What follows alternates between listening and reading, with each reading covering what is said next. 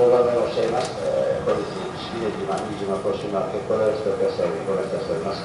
また、オーストラリアのジェットホイールを全員結構大好きお客様にご覧いたしております。本日の東京竹芝には、現在11時15分の到着予定いたしております。また、本日はこれ東京湾になりますので、どうしても動かしております。船内歩行の際、海岸と航路際、お足元には十分ご注意の上、手数とお力のご案内申し上げます。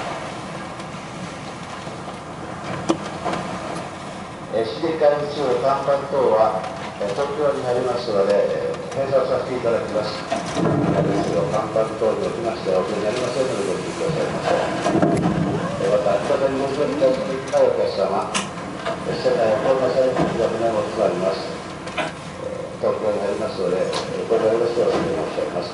船内を航路際、海岸中のお足元十分ご注意の上、手数とお力のご案内申し上げます。まだ小さなお子さんのお客様、お子さん一人が危険でございますので、守りますようにお願い申し上げます。